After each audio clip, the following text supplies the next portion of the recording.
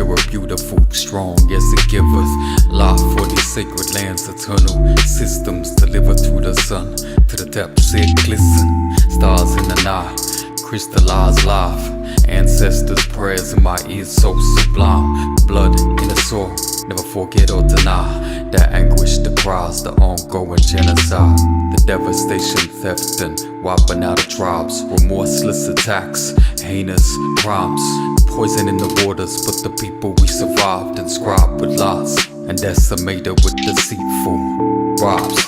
But the people we survive, pay respect and give love and thanks one time. One time, one time. Peace, love and unity to all my originals rise. The ancestors in the land amidst every child, woman and man, no matter where you stand. The ancestors in the land, so I pay respects. The ancestors in the land amidst every child, woman and man, no matter where you stand. The ancestors in the land, so I pay respects. Seems the world lost its mind like a sleep deprived. People not peeping signs of the symbols divine. Carvings in stone, sacred paths, ancient truths, and the workings of the grounds, the creeks.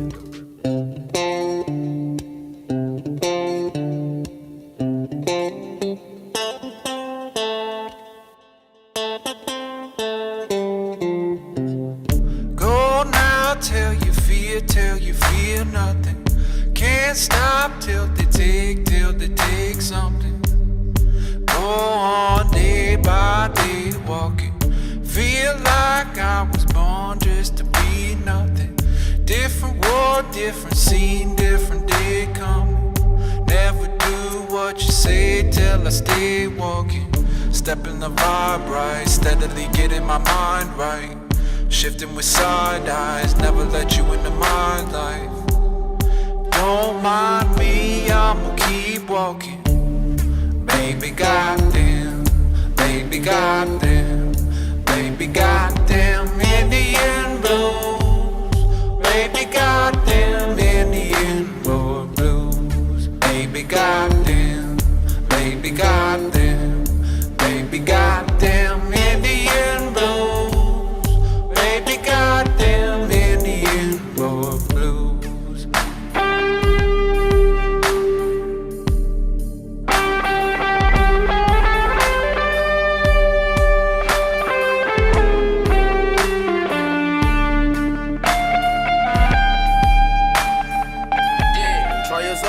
What you cooking?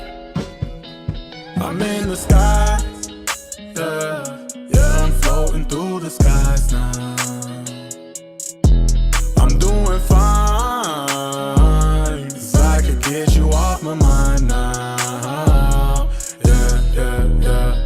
You don't know what I'm up to now and you hate it. Yeah, I live my life for me now and you hate it. Now I love the night time.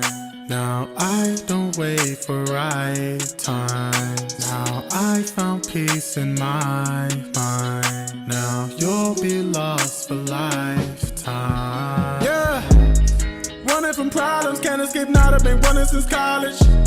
It's switching like autumn leaves falling, but I don't do the drama. I just cut all them, stick to the stages and stacking the dollars. With shorty who look like a model, sit on a rooftop playing Nirvana. Why, baby, why do we do this shit all the time? Baby, why do we do this shit all the time? Yeah.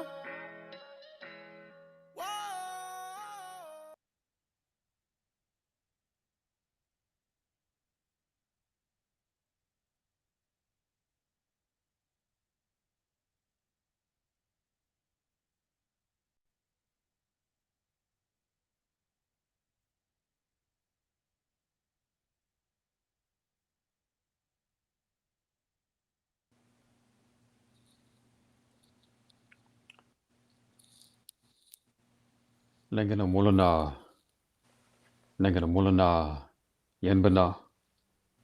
Nangana mulana waka. Nangana mulana yuringa yuri.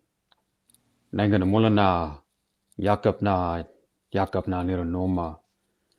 Nangana mulana baya dungulaja gara.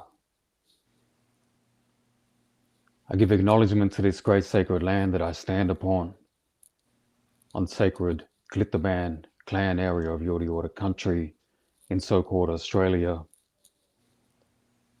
Our people have been practicing sacred law in this land for many thousands and thousands of years, and we continue to practice our sacred law in these lands in every way that our ancestors did to the now, focused in the now, bringing the dreaming into the now in all ways that we can as sovereign people who have never once ceded our sovereignty, but always continued to stand for it, stand with it, and bring our Yenbana with us into the now. And one of the ways that we bring our Yenbana from the past into us as the Yenbana, the people in the now, is through Baya. Baya is song. Baya is central to our essence as a people, for us as Indigenous people from this land, and also as Indigenous peoples globally. My name is Neil. I come from the Yorta Yorta people. My artist name is Dreaming Now. And it's an honor to be here today to share this very important discussion around music for us as Indigenous people. It is something that is intrinsic to all of our cultures. It is central to our identities and essential to the way that we stand up against all things that attempt to remove our essence, our presence in contemporary society. But we do that with power, we do that with magic, and we'll continue to do that. Today, we are here on multiple platforms via Facebook, through Indigenous Peoples Movement, Lakota People's Law Project, and also the Last Real Indians Facebook pages. And I'm here today as a coalition member of the Indigenous Peoples Movement to share in this discussion with my co-host, Liam, who I will pass it over to now to share a few words with you also. Sayako, everybody. I just wanted to elaborate a little bit on what Neil's been talking about, and really just opening up this conversation for everybody around the world as Indigenous musicians, to communicate with each other, and to really try to use IPM as an international platform, for us as artists to work with each other, but also to kind of design infrastructure and really what each of us need, in our respective communities, and how we can work together. This has kind of come out of a lot of discussions between me and Neil. And so I really just want to open up the floor to everybody, one at a time. If everyone could introduce themselves, if we could start with you, Natani, and just maybe a little bit on who you are, where you come from, and how you got your start in music. Yeah, Hamataki Api, Chante, Washte na Pechu, Zapalo, Kian Luzahan, Machapalo, not Aninez and Machapalo. Hello, everyone. What I said is just a greeting in Lakota. I'm Oglala Lakota, enrolled in the Pine Ridge Indian Reservation in South Dakota, but I'm also Navajo, Dene. I grew up on the Navajo Indian Reservation, a place called Chinle, Arizona. First 18 years of my life. And I'm also Omaha, from Macy, Nebraska. My grandpa came from Macy, Nebraska, over to Arizona and married a Navajo. So this is kind of my backstory, where I come from, who I come from, my people. My mother, her name is Gloria Grant. She's a longtime educator for the Chinle, Arizona school district. My father's name is Russell Means, and he was a longtime activist and artist, actor, you name it, man. He did it for the American Indian movement. But me, I'm an artist. I write music. I have been for a long time, more than a decade now, for sure. I've been releasing music now for a decade. Um, this is what I do. I originally went to an art school when I was younger for filmmaking. That turned into making music, and I've been doing it ever since, traveling the world, um, all over, Turtle Island, Europe, hoping to go overseas to Australia, New Zealand soon, and share our relations there as well. But it's good to be here with IPM, Last Row Indians, and everybody on the panel today. So, how you too? Thank you so much for that. Phoenix, do you want to introduce yourself and where you come from and kind of how you got your start in music? Hello, everyone. Biali no toka Phoenix, Newa, Chicago. I am I'm here on the lands of the Ojibwe, Ottawa, and Potawatomi nations, as well as the Miami, Ho-Chunk, and many other tribes that have safeguarded these lands. Thank you so much for being here. I am Lipanapachi Guachuchila Chichimeca, and I am just here to really be present and like just put my music out here. I started music when I was really young. I was like around like 11 or 10 years old. Even going back as far as 7 years old, like starting to play guitar. But I started singing at like 10 years old. Started like producing and DJing and all of that, like around the age of like 10, 11. And from there, I just been expressing my soul and, using the gifts that Creator has bestowed upon me, which I'm truly grateful for. Here to, share my story and relate to those who also share my story and express my resilience through music and creative medicine. So, yeah, and that's a little bit about me. Yeah, I'm looking forward to connecting with everybody on a deeper level through this music medicine and just through our creation. And I'm really grateful for you all being here as well. Hello, everybody.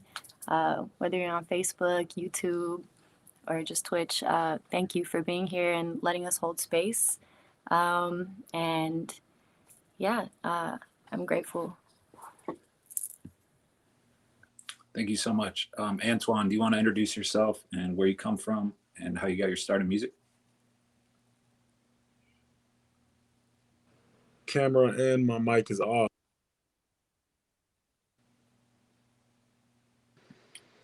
Okay, can you hear us? Or?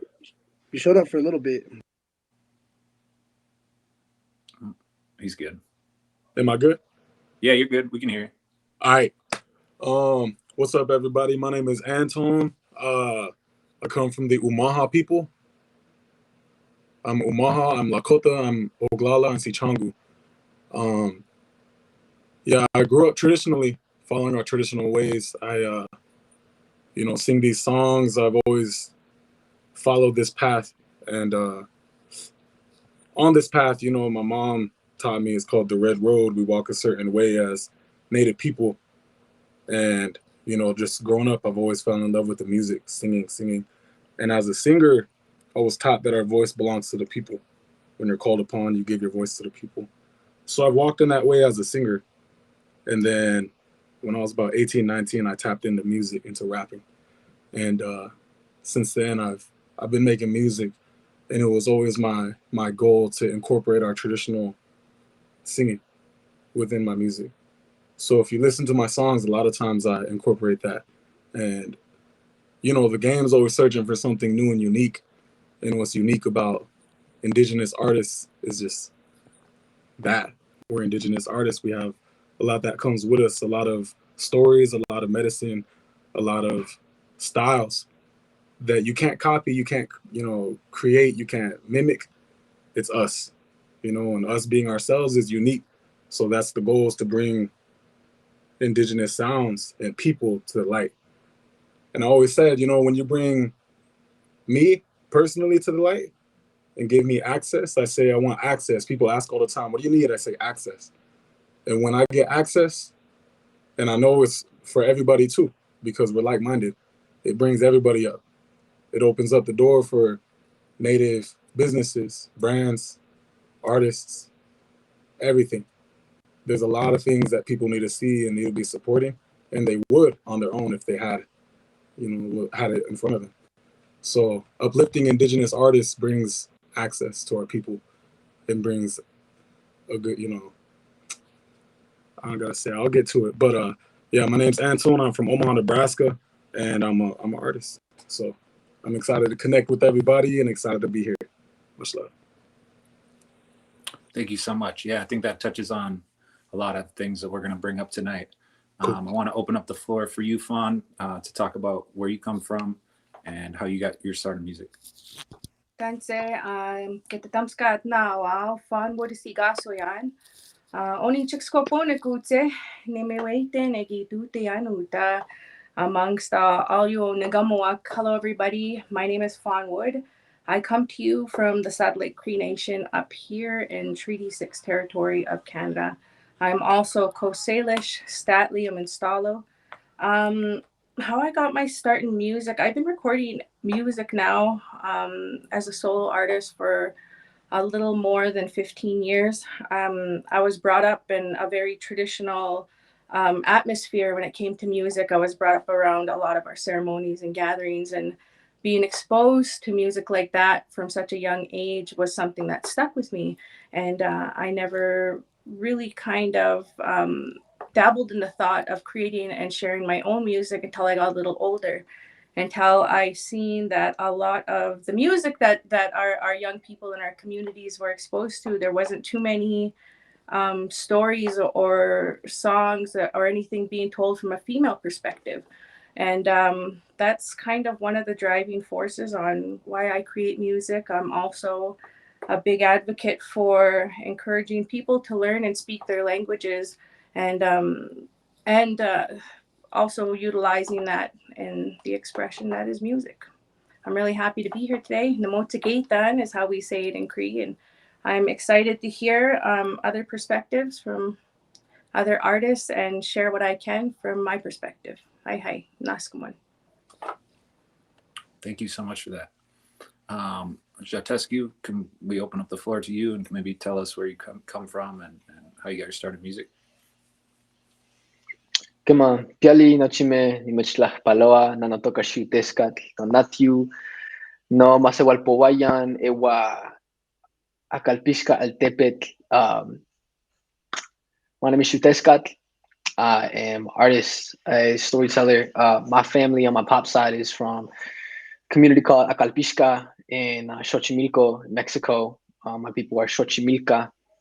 And yeah, grateful to be sharing space with everybody and tapping in. My mom is mixed European, so mixed kid growing up, on Nooch, Arapaho, Cheyenne territory in Colorado, calling in from Tongva land, Gabrielino Shoshone land, here in Los Angeles.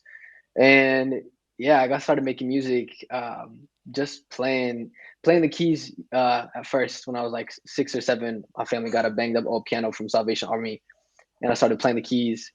And from there, feeling, tapped in and called to write my own songs. I grew up similarly to how a lot of other folks are sharing, with music as a very, important part of my connection to my community and to my family.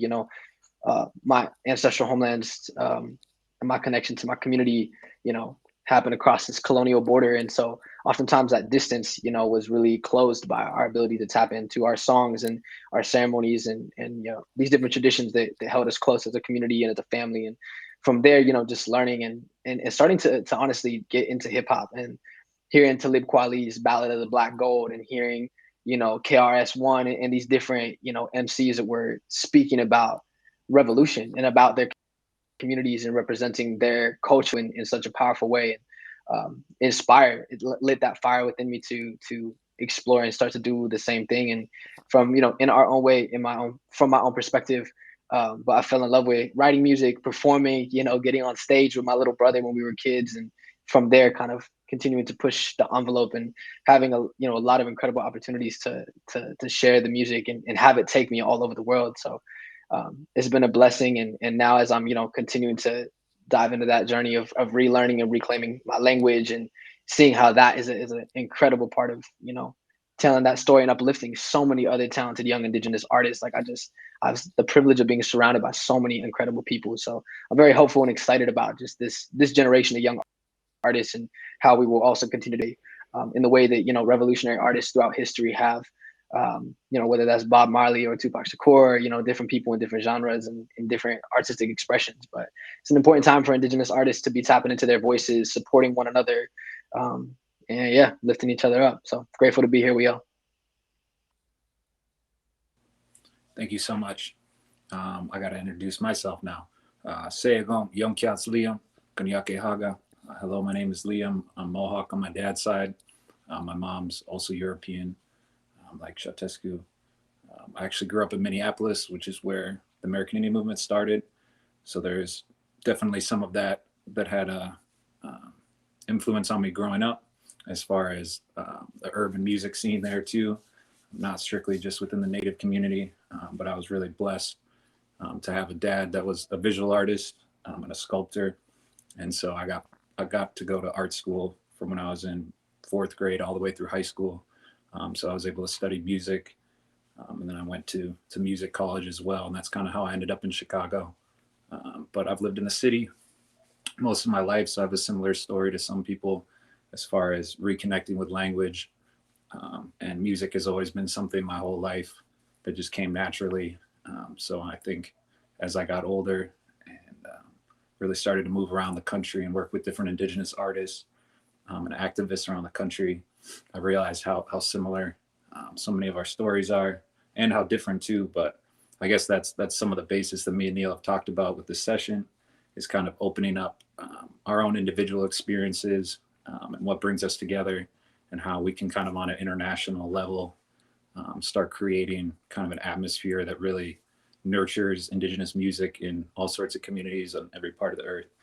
So I want to start kind of on that tip of asking people, like, do you believe there's enough resources in your respective community to support Indigenous music? And I'd like to start with Natani, if you could. Do you think in your community there is? Or? It's funny because I've started releasing music, I think in 2011. But I started recording in 2009 when I was first in college, and I've seen kind of this upcoming in social media and how it's utilized, not only like on a mainstream level, but within our own community, and how we can use it to reach further in different places. And right now, with TikTok and with even the Web3 movement that's happening, furthering our reach is at an all-time like high right now. Like we can do it. And we're also in a weird place just as Indigenous people where we kind of came off these huge movements of like Standing Rock and the Line 3, and they're still fighting pipelines up in northern Canada, and it's just this era of creativity that is just moving, man. And you can see it within so many young artists, not only us, not only people on this panel, but the younger people, like the 18-year-olds, the 16-year-olds. They're just taking it to another level of amazing, really. And just like artists before us, I know Shateska mentioned this earlier. It's our job to always keep bringing our people with us, and Tone said it earlier too, like, just get us into these places, just get to these places where we can just lend a helping hand back as well, and just kind of relay people forward, and keep our people moving, keep this movement growing. So I definitely see it in our communities, and our community is growing, and it's becoming more unified because of what's happening, just like what's happening now with the IPM movement, with what we're doing right now with this panel.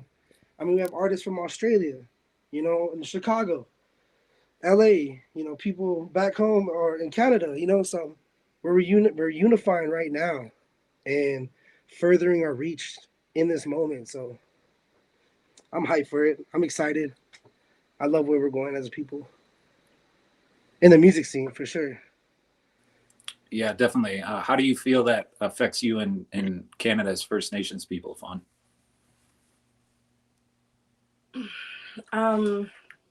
I definitely agree with you know, you do see a surge, especially up here, and being a traditional artist, you see a surge in young people utilizing music to express themselves and to tell their stories. I grew up on my reserve, which is Saddle Lake, and I think definitely lately you see a lot more resources popping up for kids, and when it comes to creativity. I know growing up there wasn't much to offer for when it came to kind of nurturing that creative aspect of our youth.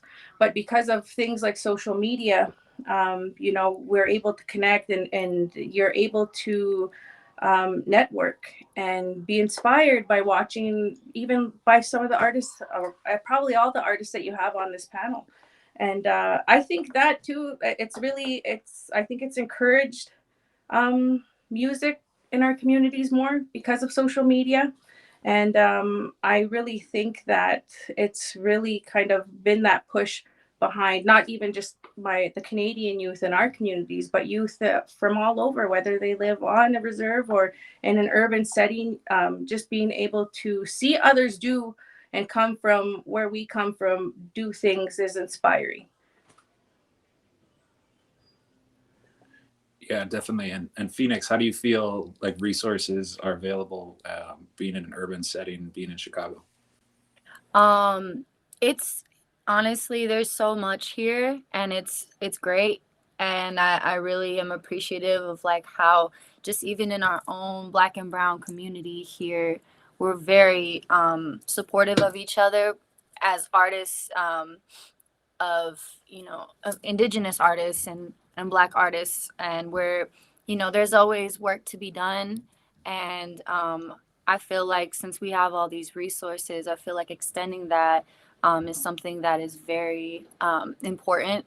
And I feel like honestly, um, I feel like queer, two-spirit, and women, Black and Brown people in our city, like I feel like we work so hard in our own communities to like create a platform for ourselves and each other.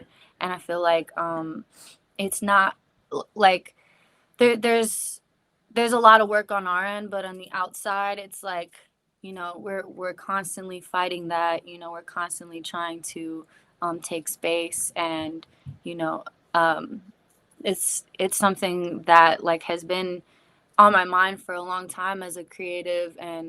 Um and it's just important that we give these resources, like whatever we have, like we just got to extend that. And that's like also another reason why it's good to you know um spread that message through our music too, like and I just feel like yeah, there's still a lot of work to be done, but I'm really proud of how far we've come, and like the usage of all the platforms that we have at our fingertips. And um, yeah, that's my take.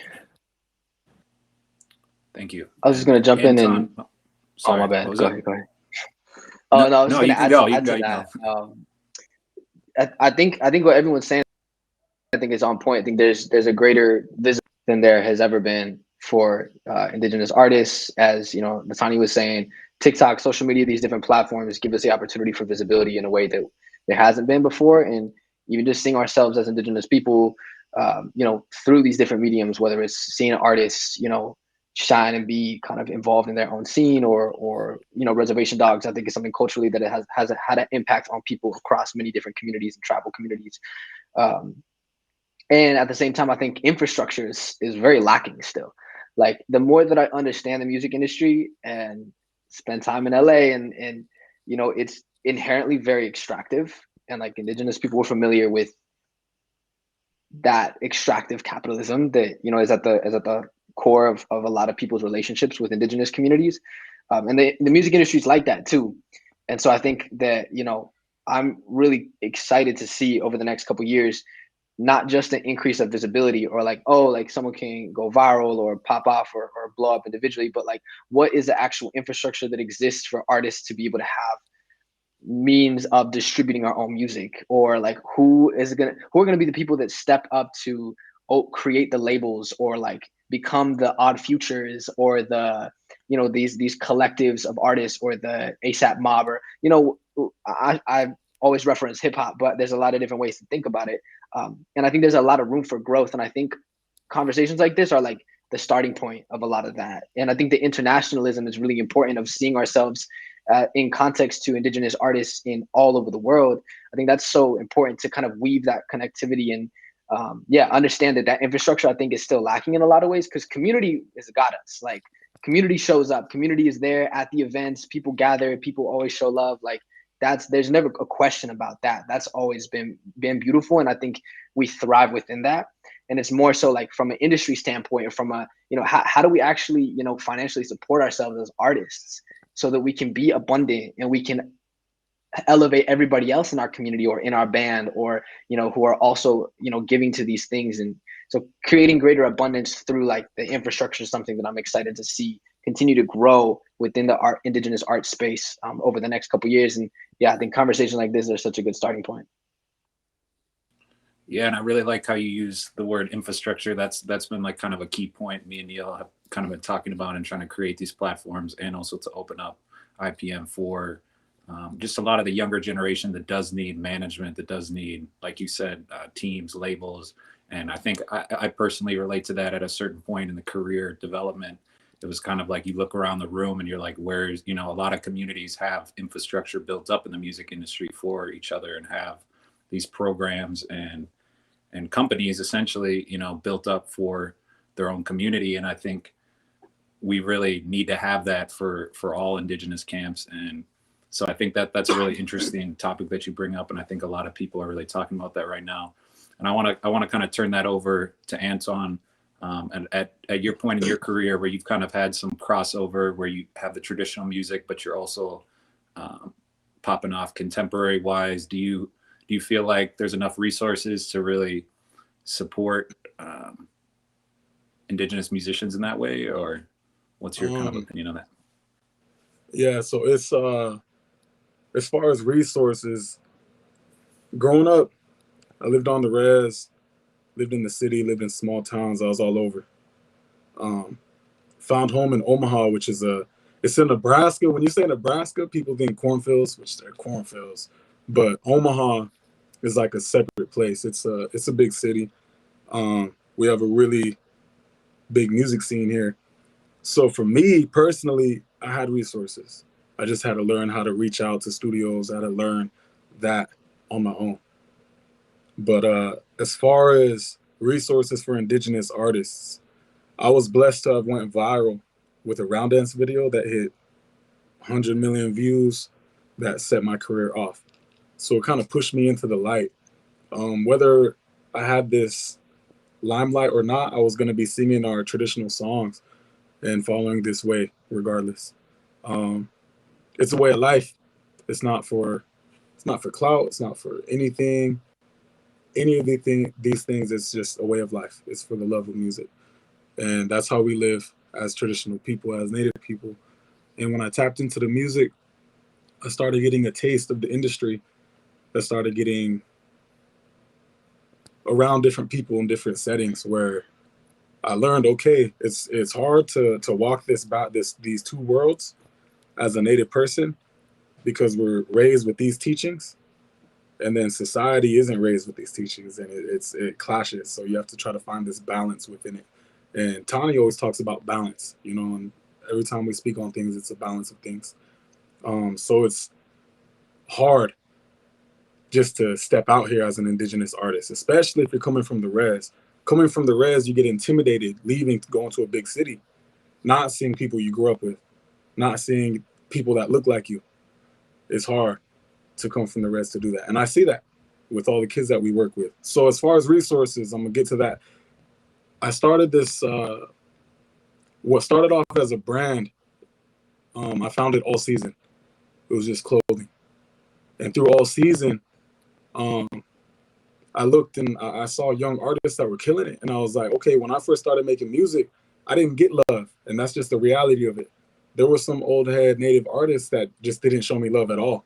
So I said, okay, I'm not gonna be that. I'm the young guy right now. When I become the old head or the OG, I'm gonna show love. So as I got this platform and my fan base grew, I said, you know what, through All Season, I'm gonna give access to young artists.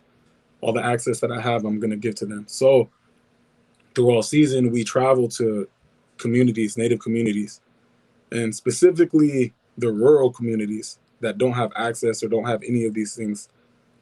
You know what I mean? So we come out there, we bring a full studio, we bring a videographer, and we teach them how to make music.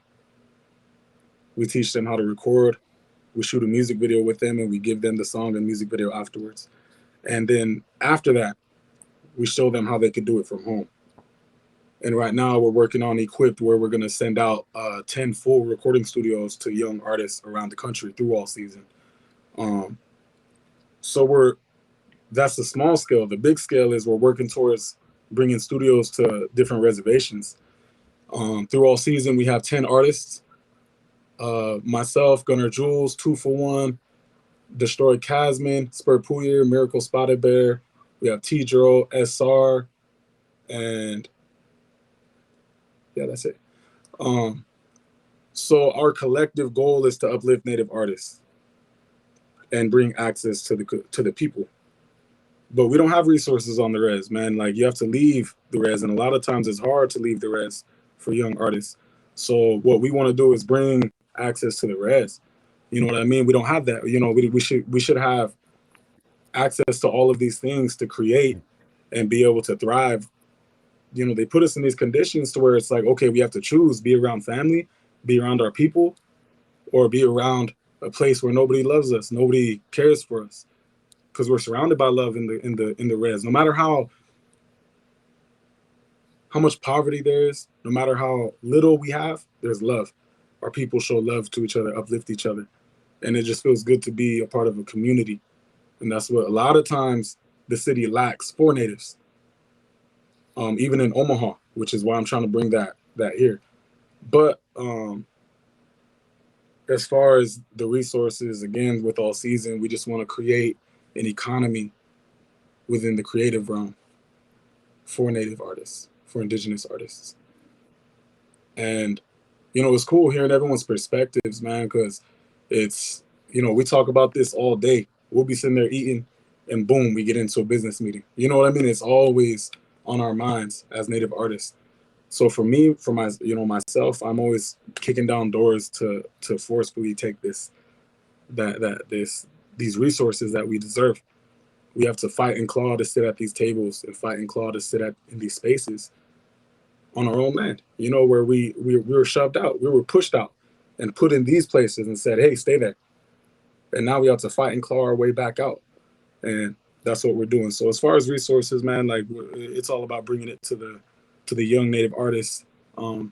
As we get it, we give it. So, and that's the collective message that I'm getting from all the artists right now. And, you know, much love to everybody. First time really connecting with some of you, and it's good to hear. And, you know, I'm glad to be here and share my perspective from the Midwest. Thanks, man. I think that's really badass what you're doing. And it actually reminded me of some things Neil was talking about. They're doing similar kind of approach to Indigenous music in so-called Australia. Do you want to talk a little bit about that, Neil? Yeah, absolutely. And I also really resonate with absolutely everything that you just said there, Brother Anton. And this whole conversation has been really amazing in terms of the diversity, even within similar areas.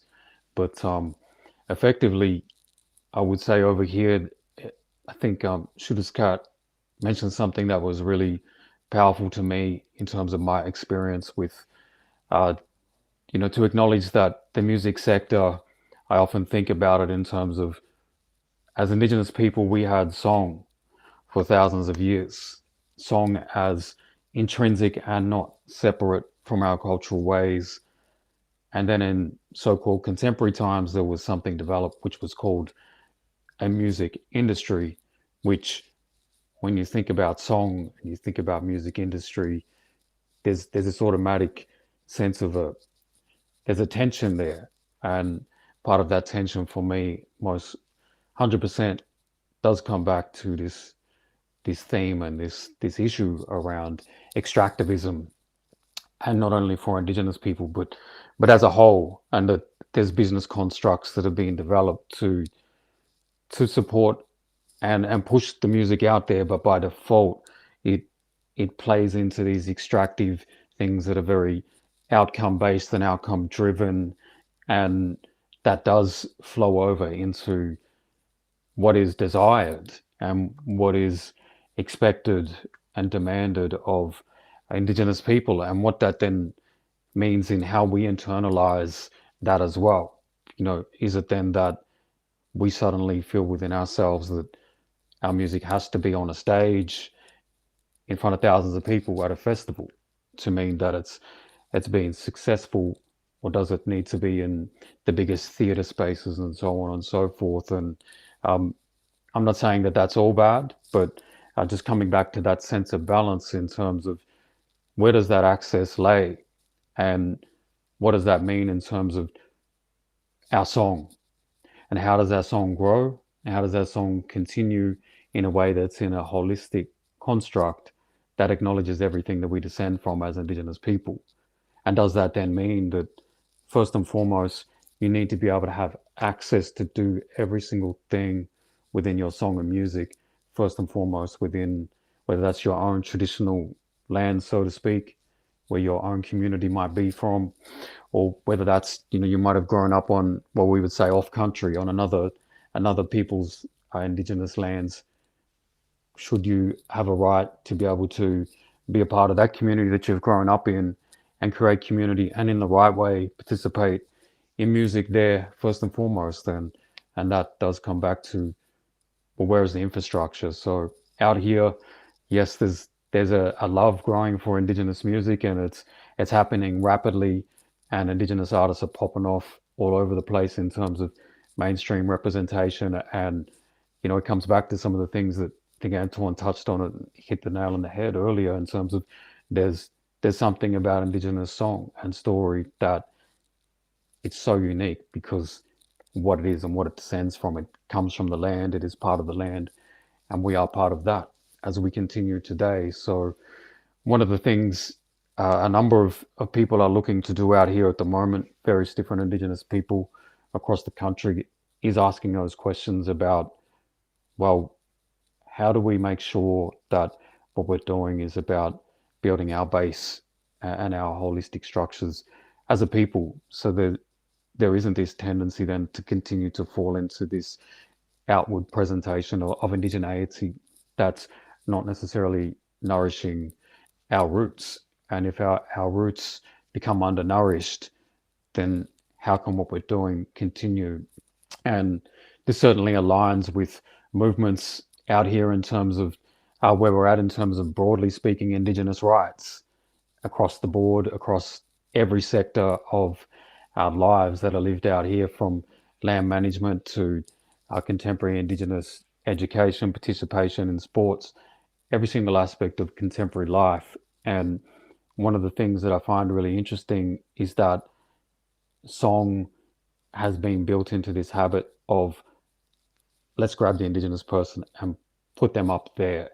And for me, that takes away from the sovereignty of Indigenous song, and how song can be an access to the centrality of what our sovereignty looks like. And so it's not surprising that people haven't wanted to invest in that, to ensure that Indigenous song can have the full power of place in community. That is to create this wave of energy that you can plug into all kinds of different businesses, whether that's you know, clothing that we wear when we're on a stage that comes from some resources that come from your land, that actually came from an approach of caring for that landscape. in a way that honors thousands of years of culture. So for me, there's every single thing that we can do relating to our sovereignty as well when our balance of resourcing and access occurs in a way that is based on indigenous notions and methodologies of infrastructure development. So that does lead me to now move on to asking a question myself, and I'm really interested to hear all of you speak to this. And I think it's a really pertinent thing in the world at the moment that I think it's important for people to know about it. And it is this juggle, this dilemma for Indigenous people in terms of how do we move in the world today where there is this contemporary uh, industry that's been constructed, but at the same time we have roots of thousands of years that we want to be able to honor that, but it's obviously quite challenging in certain different environments. And I'd like to pass this over to Fawn firstly, after hearing you speak about growing up with your songs and now taking that in different directions as well. I'm really curious to hear about how you juggle being an Indigenous artist, but participating in a contemporary uh, world, so to speak, in different formats that are set up for so-called contemporary music. What are some of the challenges for you with that? But also, what are some of the solutions that you found that work for you? I think because I was exposed to I come from a very musical family, and I grew up in a setting where we went to powwows and things like that. That was just a way of life for us. But I think some of the challenges on kind of keep sticking to my grassroots when it comes to music, but being able to try like branch out and bridge and kind of kind of infuse more contemporary music. I think there is a universal understanding that music is an expression we all share, and sometimes you can hear that through you can hear that in any music, and even like really traditional music. Sometimes I think it's just a lack of representation. I know we've had groups who've kind of especially in the traditional music scene, we've had groups even from our own territory here, such as Northern Cree, who've kind of made it onto these main stages, these worldly stages, such as the Grammys, or even like Young Spirit, and they have been able to represent that music that has been resonating from our land for thousands of years. And for many people who finally got a glimpse of that, that was their very first time hearing things like that. As for myself, I guess my perspective on that is I come from two totally different mirroring like tribal beliefs, and to my best of my ability, I try my best to honor the cultural knowledge and the traditional teachings that come with sharing our music, while still trying to leave that door open for others to come in and enjoy it. And I think you hear that. I think all of us artists can relate to that when we say that our music evolves over time. When I first started, I was strictly just singing traditional style music, and I wasn't. It was pretty straightforward. It was just drumming and singing. But over time, as your music grows and we grow as artists, the music evolves. And just I think some of the solutions to staying true to myself as an Indigenous person, as a Nehio Squaw, as a Cree woman as well, is I think a lot of us come from a very unique perspective. Being Indigenous is just it's more than just music and language. For instance, is more than just something that we sing or that we speak or lyrics that we share.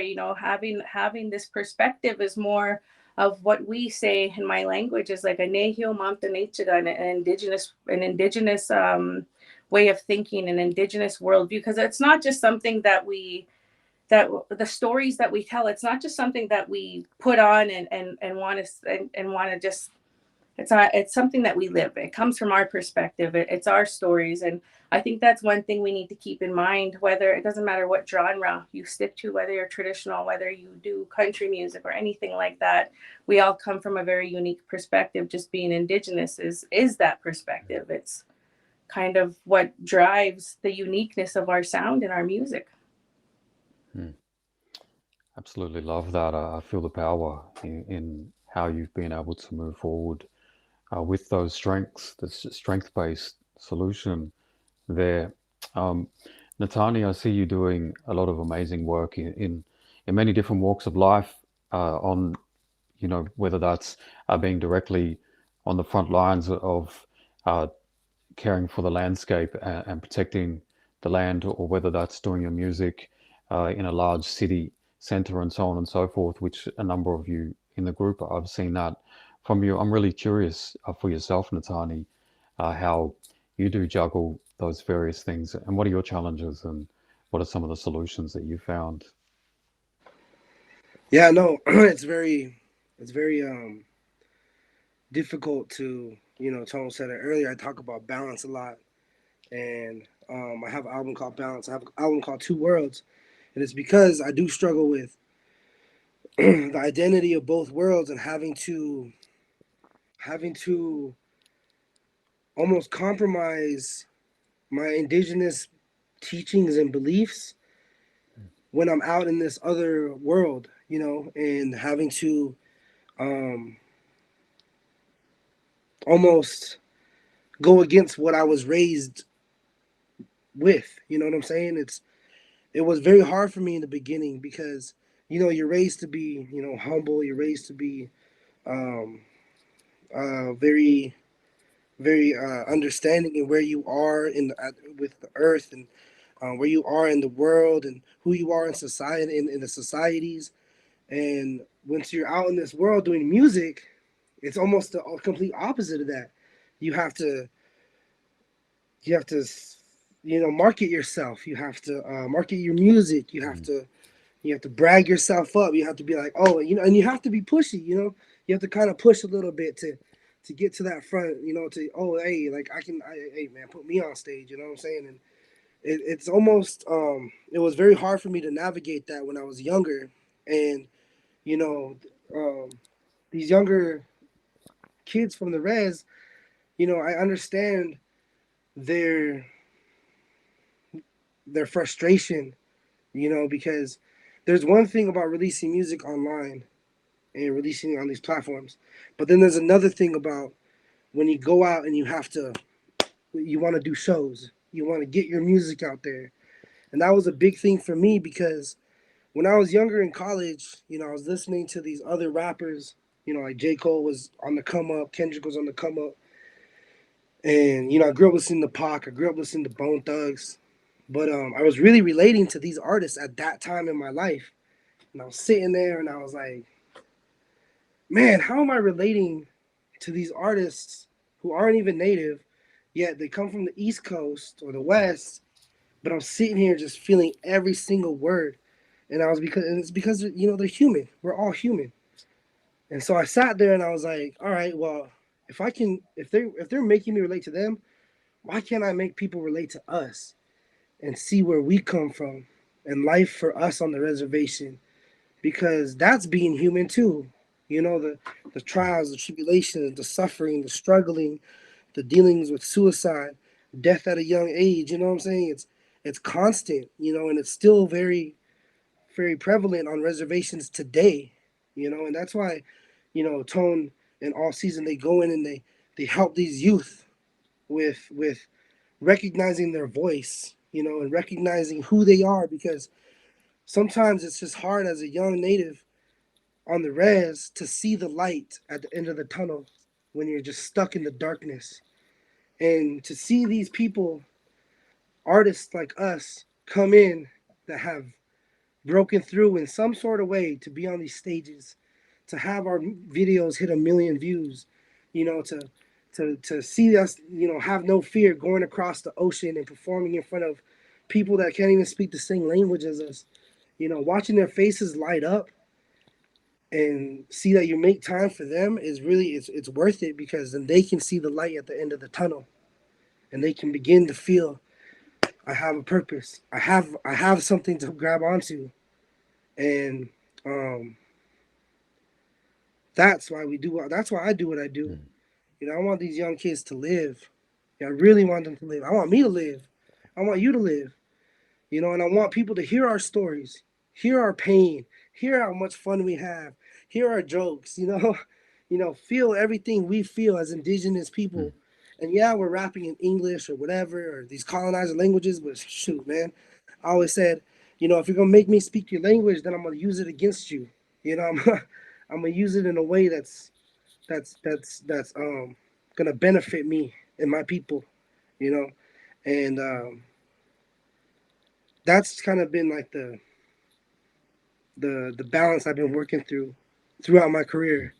I still work through. So um, as we continue to move forward, you know, it's just gonna keep getting better and better. You know, it's gonna keep continuing to open up these doors and um, bring up these young kids that are really trying to do it, that have so much talent. Yep. Thank you, brother. That was really powerful. Talking about the whole range of making people feel, you know, really bringing that energy to the present, right there in front of people, to really feel the diversity of the Indigenous experience in the fullness of the way that we feel it. I love that so much.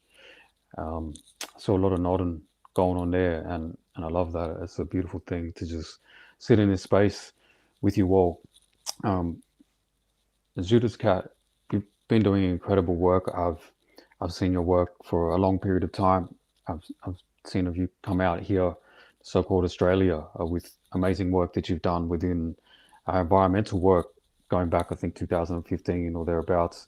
First time I came across incredible things that you've been doing, and then I observed a short time after that that you're doing music as well, and I actually played it on radio out here a number of times, and it's been a joy to watch you progress throughout your career and to see that transition of, you know, doing those things that you were very notable for and still are, and now your music is really becoming quite formidable. I'm extremely interested to hear how that juggle process has been for you as well, and how you're still doing it, and the challenges and some of the solutions you're finding. Yeah, man, that's crazy. I came to so-called Australia for the first time when I was 12, and it was, man, it was eye-opening and just so powerful to. That's, I mean, that's where I met my producer, my bro Jaya Surf, who has been on, this very long musical journey with me ever since. And he was like 13. He was a couple years older than me, and I saw him. He was sitting there on Ableton making beats, and I was like, bro, what are you doing? He was like, yo, I'm making trap beats, and I'm like, show me, like, what do you like, tap me in. And so we were just kids then, but the record, we just put out a record together in December, that was kind of a bit of a reflection over the last almost 10 years of me and his friendship and our journey and our creative journey and expression. And it's been amazing to see how for sure, as you said, like, I entered the public sphere, so to speak, as an activist and as a spokesperson, and being invited into these spaces from the United Nations, to giving TED Talks, to all these different places. But the entire time, my heart was always in the music, and that's what I always loved to do more than anything. That feeling of performing, that feeling of being in front of a crowd and sharing through, you know, hip hop. I just love rap music and what I had seen it do for me in my life, and how I saw, the OGs in my community in Denver and Boulder, and just like how they, would talk to me about hip hop culture, not just as like a stagnant genre of music, but as this portal, as this doorway towards, liberatory conversations, and just transformational artistry was so inspiring to me. So it was always, interesting, because I think as you gain a platform in a certain light, and the public starts to perceive you a certain way, then there's all those perceived, notions of who you are projected upon you. And I think there's a very common, rhetoric or a common kind of thing that we see in our communities where our stories are oftentimes being told for us by other people, by outsiders, by non-native people, by white folks, kind of imposing their idea of who we are as native people or as artists or as activists or whatever. And I for sure like was a little kid when I started doing all this stuff. So I slowly started to gain that awareness. And the more that I leaned into my music, I was like, yo, this is how I get to like fully be in my power and fully say what I need to say without the guise of a lot of these like white climate and environmental organizations and institutions, trying to paint me a certain way. I was like, I get to show up how I want to show up through my art.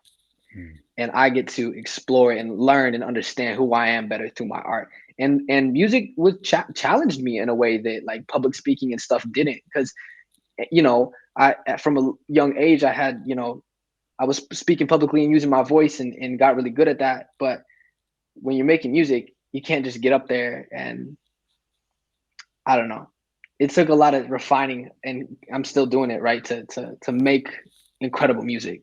That's that's the foundation. Even if you have a message, if you have a powerful story, if you have a unique background, all that's great. But if the art isn't on point, it's gonna fall short of its potential. So I always had this beautiful kind of relationship with the art too, where like it was really challenging me to push myself to put in the hours, put in those 10,000 hours to write and write and write and learn and learn and learn and listen and listen and listen, and balance those things out. So yeah, I mean that, and now I'm in a place in my life where I'm very blessed and grateful to be putting the majority of my effort and energy into my art, into my music. And it's not because I don't care about the movement anymore. It's like that work is baked into everything we do because of who we are, and because of that integrity that I know many of us like lead with in our artistry. And it's like, tap into these movements, tap into the work in a way that makes you feel alive. For me, that's my music. For somebody else, it may be poetry or journalism or a different form of storytelling. But it's like that's how I think we will continue to push forward in these movements for liberation, is doing the work from a place of love and passion, not just because this is the cookie cutter box of what they tell us activism is supposed to look like. And this, and oftentimes from a white perspective, from how white people want to experience and see, natives stand on a stage and, play that role. But it's like, no, reclaim that space. And I think art has helped me do that. And I've been really inspired to see other artists kind of step into that same power. That's powerful, brother. Real powerful, real powerful. To just really feel that consolidation of who you are and choosing the way that you want to present that to whoever it might be. That's such a powerful takeaway right there. Phoenix, I'm really feeling that you're resonating with a lot that's been said throughout this particular question. So I'm gonna pass it over to you now to ask you how you juggle this complex experience of creating music in the now as an Indigenous person, and some of your challenges and some of the solutions that you've been finding.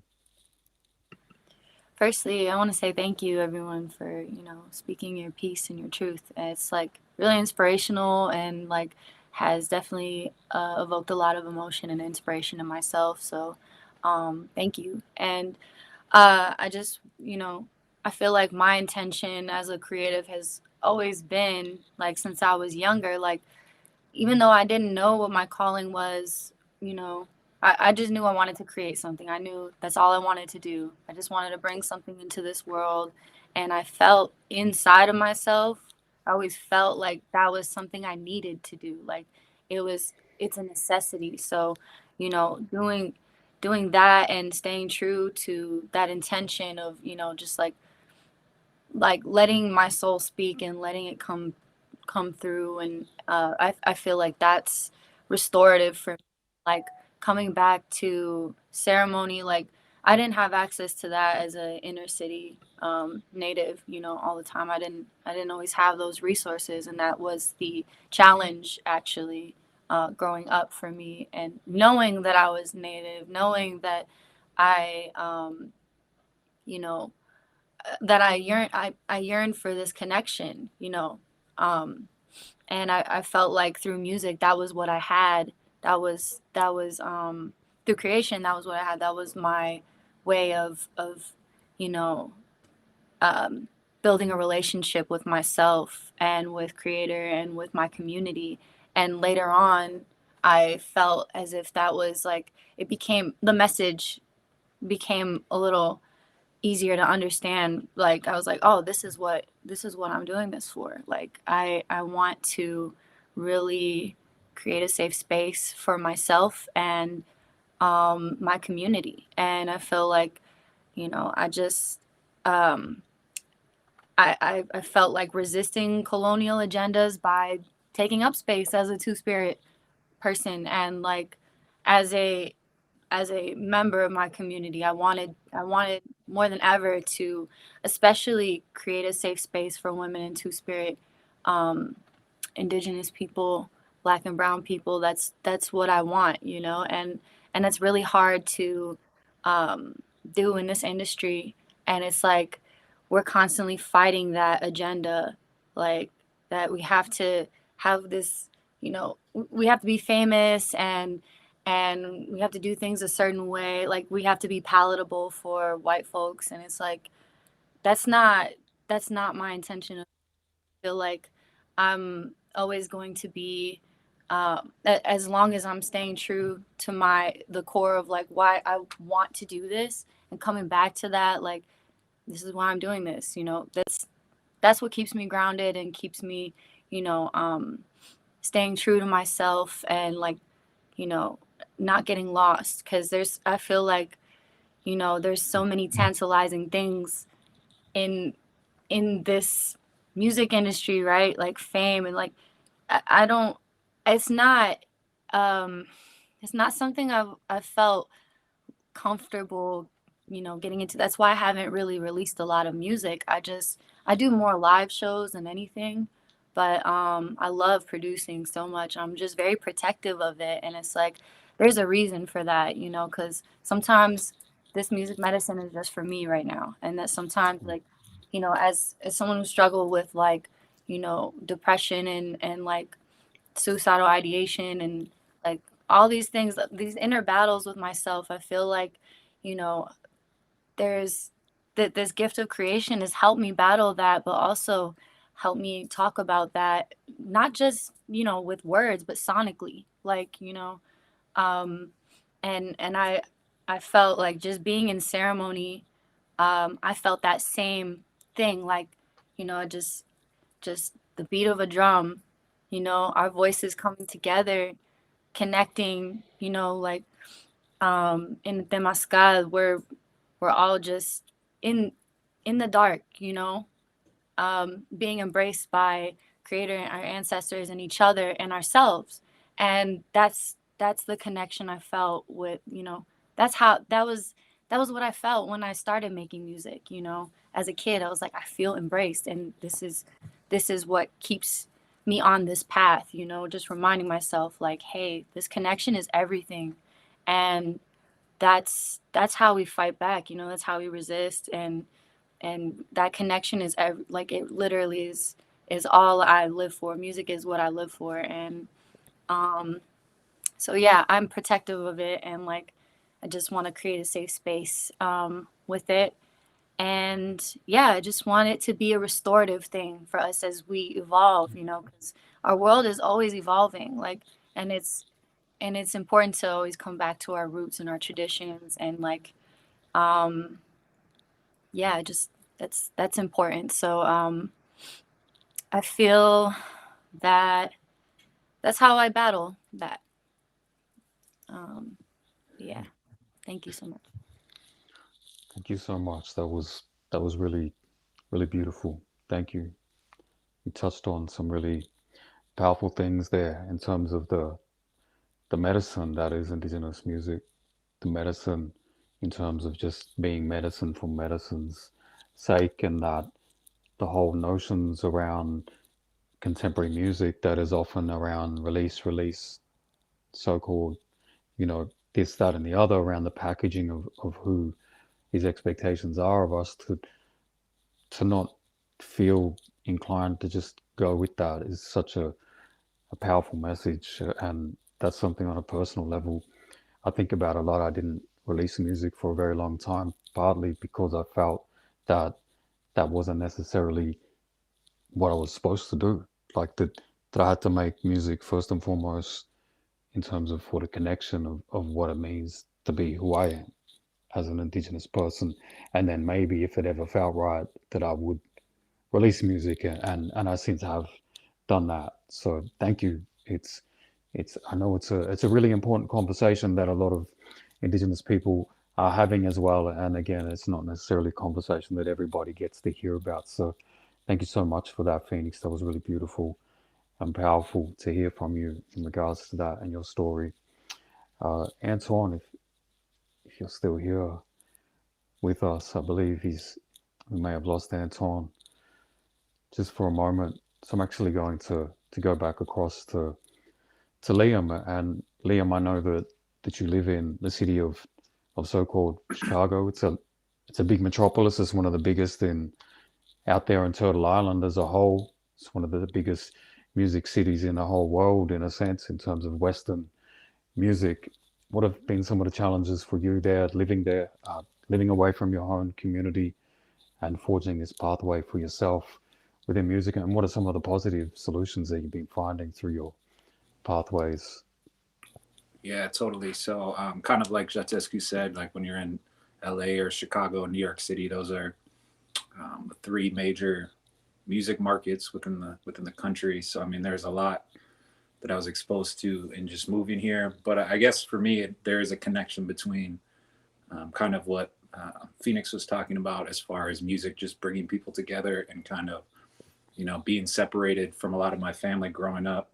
And I didn't really know a lot of my dad's family. Music to me was always a way that, you know, I found community. And even outside of the Native community, growing up in Minneapolis, I was blessed that there was, you know, a very thriving kind of underground punk scene, and also a lot of independent hip hop too. So growing up in the city, I don't know if people know a lot of the rhyme sayers, hip hop artists, Atmosphere, Brother Ali, but a lot of that kind of popped off right at my formative kind of musical years.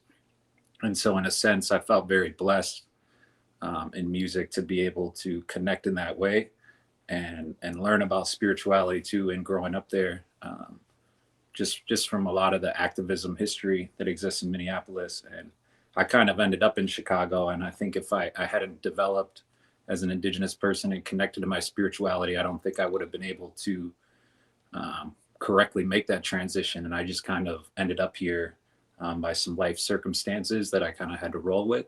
And it ended up just connecting me to a lot of people and a lot of industry people, and just a lot of the right moves that needed to happen. But it really was, I think in hindsight, when I look back on it, it was definitely a very spiritual, formative kind of time in my life, that I was just really trusting that the music held the power in my life, you know. And I think that's always been kind of a running vein, I think, for a lot of Indigenous artists, not just myself, but that there is a power behind the work that we're doing. And even when we kind of forget about it, you know, our ancestors and our people are always pushing us the right direction. And I guess I'm always kind of conflicted. And I think this is why it's an interesting conversation between kind of contemporary representation and, you know, music as my medicine. And, you know, you can put me in a room and I'm going to be the happiest person just playing my music for no people, just playing guitar. But at the other sense, I also remember when I was a kid and we saw Black Eyed Peas on music video on TV when we were really little.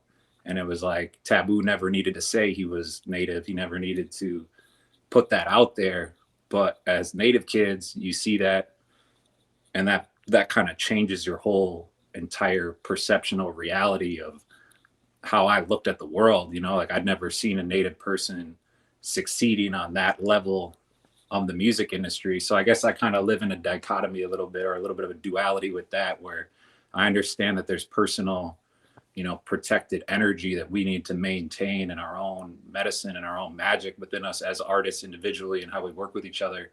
But I also do believe in our artists succeeding, so that our youth, like off of what Natani was saying, that, you know, the young people need to see this power. They need to have that voice. They need to be able to see the artists up on the stage and be able to visualize that. And so I think for me, it's definitely a balance of taking steps forward as pushing things forward for the community and working with representation, and still also remembering of where those songs come from, and where a lot of people, whether they're native or they're not native, understand that we don't really know where these songs come from. We don't know what you can define the sources, I guess, of songs, or some of the greatest songs that have ever been written. Where did that song come from? Sometimes it comes out of a dream. Sometimes it comes from heartbreak or just a random, series of events. And so I think, to me, it's a duality of both of those things in a lot of ways, of constantly maintaining and grounding yourself and remembering who you are, because that's where your power comes from. And also remembering kind of what Natani says, that you're representative of your community, and young people are, whether you want to be represented in that way or not, are looking at you for guidance, and they really need people to turn around. And I kind of agree with a lot of things that have been said tonight, but I think it is important to turn around. I think it's important to shine and to let yourself shine. If you start to go down that path of fame. And I guess that kind of leads me to my next question for Anton. I don't know if we got him in the room yet, but it's more about the mainstream industry. And I think your music has really, along with Shatescu's music too, has really crossed that bridge between involving traditional music and also being very mainstream song structure. So I guess the question is, do you feel as though the industry as itself, as kind of more of mainstream artists that are Indigenous, do you think that the mainstream industry is doing enough to support kind of your career? Are they accepting, or is it kind of like a struggle, I guess, to balance those two things? I would say, I don't know.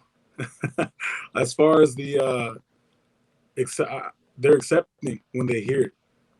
So I'm not sure how it goes for other artists, but I know when my music gets heard, even in Omaha, people are always finding out about, oh, he's from Omaha, that's what's up. They just like the music, and they're sitting there singing, hey, Naoa, singing like traditional vocals, and they don't know that it's native. You know what I mean? They're like, oh, what do you say right there? I can't figure out what you said. So people like the music. And like I said before, as far as mainstream, crossing over to mainstream, once we get that access, people are going to love it.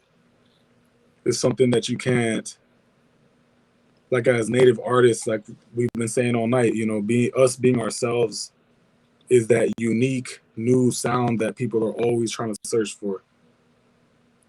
And that's just us being ourselves. So as far as being in the mainstream and, how do they accept it? Are they supporting us?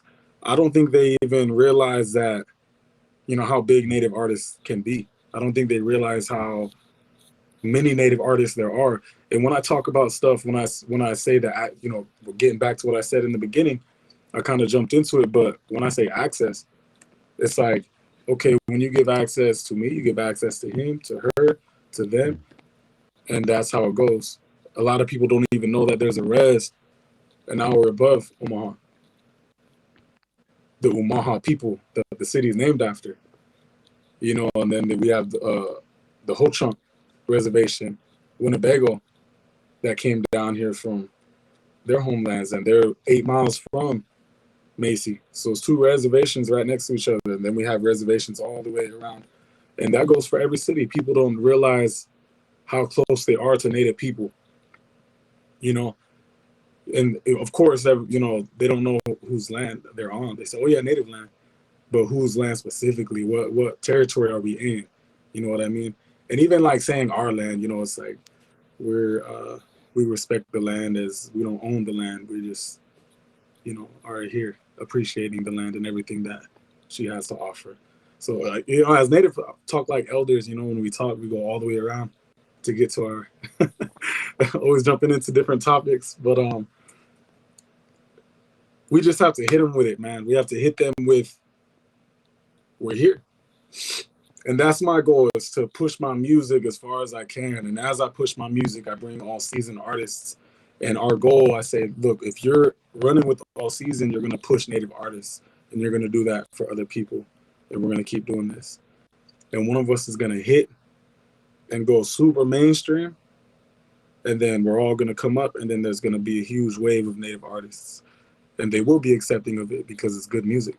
It's good music. It's healing. And aside from the message that we bring, which we bring a really powerful message, it's just a good vibe. As far as resources, those are being created by ourselves. I think once they get a good taste of Native artists, resources will grow, of course. We're in a time right now where, people who don't usually get support are getting a lot of support, and that's a beautiful thing too. But yeah, man, I guess the message what we're trying to do right now, I can't speak on, what it is, because I haven't reached that level yet. The goal is to reach that level, to cross over, to get mainstream audiences, mainstream attention. Because right now we don't have mainstream attention. We don't have that representation to speak on certain things. Like, I tell young artists all the time, they get kind of discouraged when they see somebody else winning. I've seen this young artist come up who's jealous of this young Native artist, and they're just trying to get there first. And I'm like, look, man, like, if you look in other communities, they don't, the Mexican community, they don't get mad if somebody succeeds, because they're used to seeing them succeed, themselves succeed, within movies, with the film, music, everything. So with us, we don't really have that. So it's kind of hard to break that mindset, but it's what we're trying to do. That's what I try to push onto young artists, is that, if this person wins, that means that you win. It's not who gets there first. It's just getting there in general. We speak on missing, murdered Indigenous women. We speak on what they do to our land, with the lack of resources within Native communities on the res and within the city. But we kind of speak to ourselves sometimes. It'll be nice once we get that mainstream attention through music, through Reservation Dogs is doing really good on breaking down those walls and those doors. But yeah, it's a lot. It's a lot to break down. But when the idea of going mainstream, for me, it doesn't just say, okay, I'm going to get clout and attention and money. It means all of these different things that will be able to bring light to everybody, and all of our issues that need help, and just everything in general. So I guess we'll see once we cross that bridge on how accepting the world truly is, which I believe they will be accepting, and they'll love it. The music is good, the message is good, and how could you not love some Native artists killing it? Yeah. Hope that answered the question.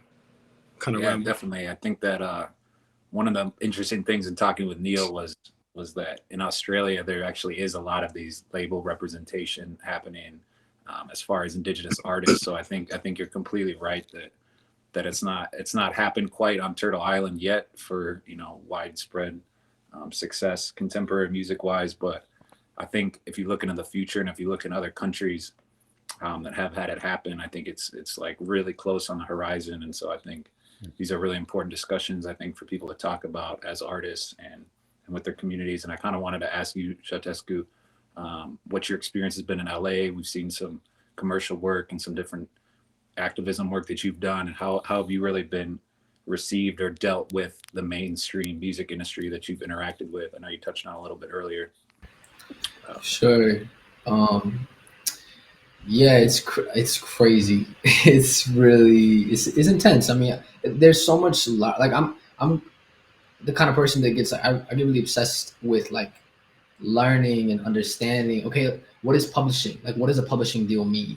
What does it mean to have somebody out there collecting my publishing royalties on my behalf? And looking at distribution. Like I like to try to understand these things. you know, being an independent artist. So on top of being, you know, indigenous artists, we're also, I think for the most part, all independent, all pushing our own stuff. So even, you know, regardless of background, like being an independent artist in its own is really difficult because you don't have these massive corporations that are pushing and pulling in, you know, in each other's pockets, putting their favorite artists, you know, in the playlist. And so there's definitely a lot that I've, you know, interacted with out here and meeting a lot of people and just like listening, doing my best to listen. And I have the privilege of having some really great mentors that have been in these spaces in the past, that have, you know, managed big artists in the past, that have, you know, done the thing very conventionally. And a lot of what I'm learning is even people who have had that kind of success understand and recognize that the industry doesn't work for artists. Artists are not, like, our best interest is not in the front of mind of people that work at these labels or people that work at these distribution platforms. They don't really care about artists, they care about the bottom line. And so in a lot of ways, learning the music industry is so that you can navigate it, so you can navigate the mainstream, you can understand all these different things. And then eventually, you know, whether it's through projects like what Anton is doing or you know, different folks, like, you can then go and build the alternative. But you can't build something that is an alternative to the existing system if you don't understand the system, if you don't kind of know the ins and outs. And so I've really enjoyed learning these things and kind of brushing up with, you know, and seeing different people have that kind of success. And it's very, you know, there's actually not one formula of how it works or how people pop off. Like there's so many different layers to it. And I think at the end of the day, if like artists stay really committed in just like like integral to what you do and to who you are and to what you have to say, that's the most valuable thing that can't be replicated or bought or, you know, spammed with a certain algorithm to go viral. Like, and I talk to my boy Mato about this a lot too, because we have, you know, our managers pushing like, yo, bro, you gotta get on TikTok, you gotta be like, you know, hopping on these trends and shit. And he said it to me, he's like, yo, bro, I'm not here to go viral. I'm here to make everlasting impacts with my art, you know? And not to say that TikTok's, you know, doesn't have a place or isn't a tool that we can be grounded in what it is that you have to do that is beyond just fitting into the box of the mainstream or of the music industry while understanding it and learning it well. So yeah, that's been some of my experience, and it's been eye-opening. And I encourage, and that's just one thing I was going to say to the first question too, like folks that are watching this live stream, other young kids, like not everybody's a rapper, not everybody's a singer or a performer, and that's okay. But we need a whole generation of young people, not just to be performing and to be like the faces of the whatever next wave of native music, but we need people to like be starting the labels and opening distribution companies and looking at like PR marketing. And like there are so many different elements to what it means to service an artist's journey. And indigenous people are going to do it different, period. When we step into these spaces, we will do it different. And we're not going to replicate these same extractive models because we know better, you know, and we've gone through it. So I think that's a beautiful thing too, encouraging folks that are listening and tapping in, that are curious, with or without business degrees, with or without experience in the music industry. Like, you know, we need y'all. We need a whole young generation of people coming up and helping elevate this whole movement, because it's not just artists. Sometimes you just see the artists or the headlining tour or the record that gets all these streams, and you don't see the work that went behind it. It's a whole team of people. And I think we understand that well. Like, we are not self-made. I love this, how people talk about this. We are very community-made as artists, as indigenous people.